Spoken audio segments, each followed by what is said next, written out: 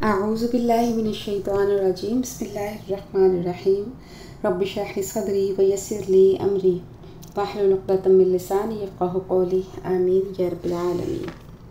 अगली आयत का शान नज़ूल कुछ इस तरह से है कि कुरैश मक्का जब बदर के लिए निकलने लगे तो इन्हें ख्याल आया कि इनका इख्तलाफ था एक कबीले से जिनका सरदार था सराका इब्न मालिक।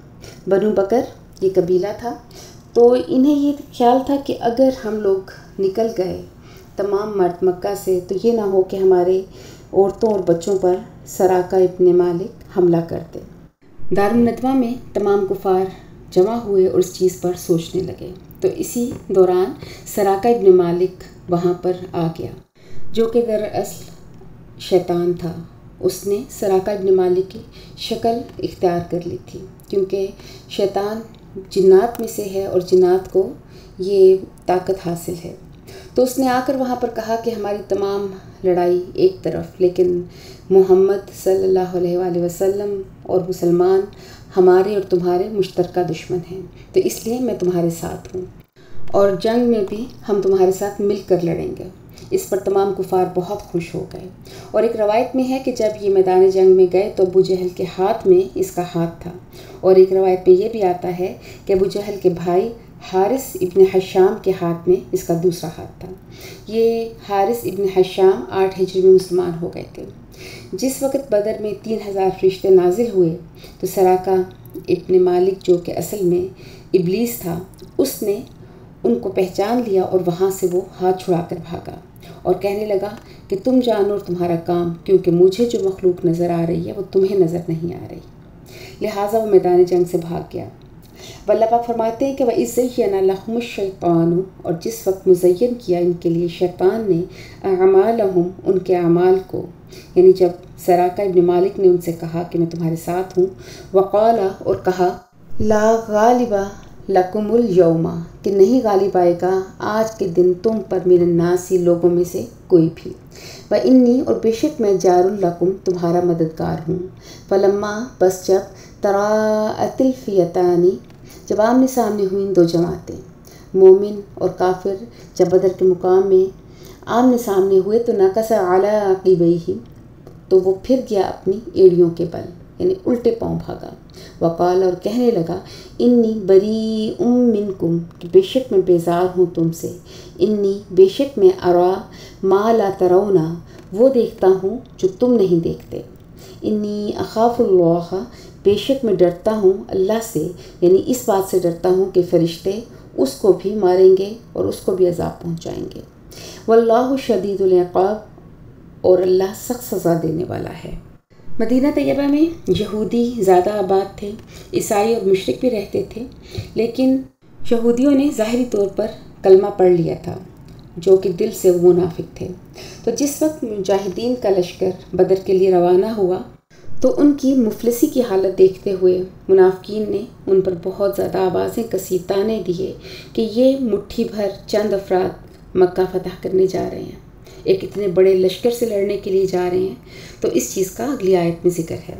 इस यक़ूलुल मुनाफ़िक़ूना, जब कहने लगे मुनाफिक, वल्लज़ीना, और वो लोग फ़ी क़ुलूबिहिम मरज़ुन, कि जिनके दिलों में बीमारी है, यानी कुफ़र और शिर्क की बीमारी। गर्र हाउलाई, धोखे में डाला है उनको, दीनुहुम, उनके दीन ने। वमन यतवक्कल अलल्लाह, तो अब इस चीज़ का अल्लाह पाक ने बड़ा मुख्तसर सा जवाब दिया है कि जो भरोसा करेगा अल्लाह पर, फ़इन्नल्लाह अज़ीज़ुल हकीम, बेशक अल्लाह गालिब है और हिकमत वाला है। तवक्कल का मानी है कि ज़ाहिरी इसबाब इख्तियार करने के बाद नतीजा अल्लाह पाक पर छोड़ देना। अगर ज़ाहिरी इसबाब इख्तियार ना किए जाएं तो इसको ताअत्तुल कहते हैं, और ये तवक्कल नहीं है। और अगर कोई इंसान, कोई मोमिन अपनी तमाम कोशिश के बाद जब नतीजा अल्लाह पर छोड़ देता है, अल्लाह पर तवक्कल करने लगता है, तो फिर वो कभी भी मायूसी का और दुख का सामना नहीं करता, पछतावे का सामना नहीं करता। जितना मजबूत अल्लाह पर तवक्कल होगा, दुनिया उतनी ही आसान हो जाती है एक मोमिन के लिए। अगली आयत में जो एक नक्शा खींचा जा रहा है कि जब कुफार की जान निकाली जाएगी तो फरिश्ते उनके साथ कैसा मामला करेंगे।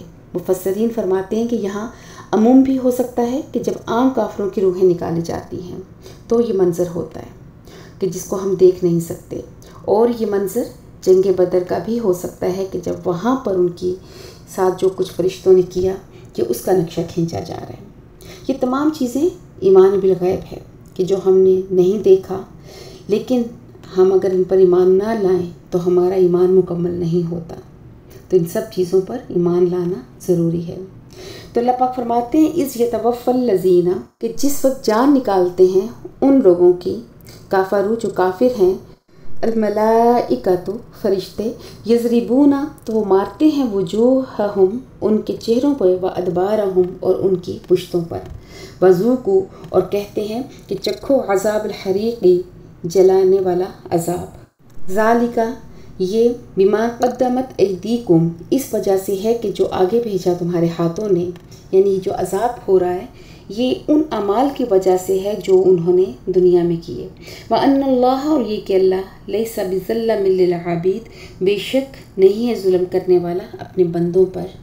كَدَأْبِ آلِ فِرْعَوْنَ ان لوگوں کی عادت ہے جیسے عادت آل فرعون کی، وَالَّذِينَ مِن قَبْلِهِمْ اور ان لوگوں کی جو ان سے پہلے تھے، کہ جیسے اللہ پاک نے فرعونیوں کے ساتھ جو کچھ کیا، اور نمرود، قوم صالح، قوم سمود، قوم نوح، جس طرح سے ان کو عذاب اور رسوائی میں مبتلا کیا، تو اسی طرح آج کے بھی کفار، آج کے بھی جو مشرکین اللہ کے منکر ہیں، ان کا وہی انجام ہوگا۔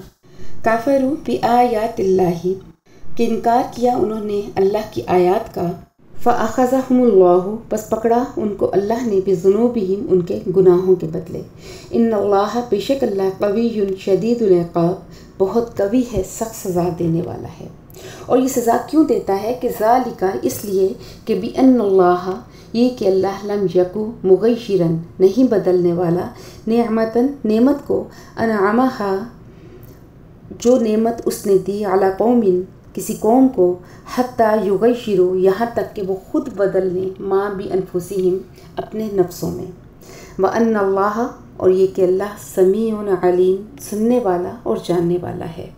اس آیت میں حالات کے بدلنے سے مراد ہے کہ اچھے اعمال اور حالات کو بدل کر برے اعمال اور برے حالات اختیار کر لیں، یا یہ کہ اللہ کی نعمتیں جب اس کو ملیں تو اس وقت وہ ان نعمتوں کا شکر ادا کرنے کے بجائے اور زیادہ گناہوں میں مبتلا ہو جائے۔ وہ یہ سمجھے کہ دنیا کے جو مال اسباب اور آسائشیں اور کامیابیاں جو اس کو مل رہی ہیں وہ اللہ کا کرم نہیں بلکہ اس کی کسی محنت کا کمال ہے۔ تو اس میں جو اللہ نے کہا کہ حتیٰ یغیروا ما بانفسہم کہ یہاں تک کہ وہ خود بدل دیں اس کو جو ان کے دلوں میں ہے، اس سے مراد کہ یعنی ان کا باطن، ان کی اندرونی تبدیلی، جب تک وہ خود اس کو نہیں بدلیں گے تو ہزاروں کتابیں، ہزاروں نبی آ جائیں، نیک لوگ آ جائیں، بہت نصیحتیں ان کو کر دی جائیں، وہ کبھی بھی راہ راست پر نہیں آئیں گے۔ اور آج کا جو مسلمان ہے اس کے پاس کوئی نبی یا کوئی کتاب تو وہ نازل ہوتے ہوئے نہیں دیکھے گا، لیکن اس کے اندر قرآن موجود ہے۔ اور آج اگر ہم قرآن سے فائدہ اٹھاتے ہیں، اگر قرآن ہمارے اندر اتر جائے تو پھر تبدیلی خود بخود اس انسان میں آ جاتی ہے، ہماری روح خود بخود بدل جائے گی، وہ اللہ کو پہچان لے گی۔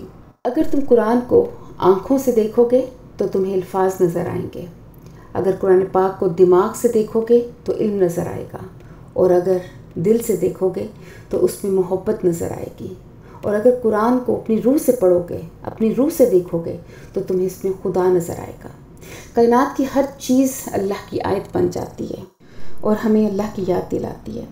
آگے فرمایا کدأب آل فرعون اور ان کی عادت ہے کہ جیسے آل فرعون کی تھی، والذین من قبلہم اور ان لوگوں کی جو ان سے پہلے تھے، کذبوا بآیات ربہم کہ جھٹلایا انہوں نے اللہ کی آیات کو، فاہلکناہم بذنوبہم بس ہم نے ان کو پھر ہلاک کیا ان کے گناہوں کی وجہ سے، واغرقنا آل فرعون اور ہم نے غرق کیا آل فرعون کو، وَكُلٌّ كَانُوا ظَالِمِينَ اور یہ سب کے سب ظلم کرنے والے تھے۔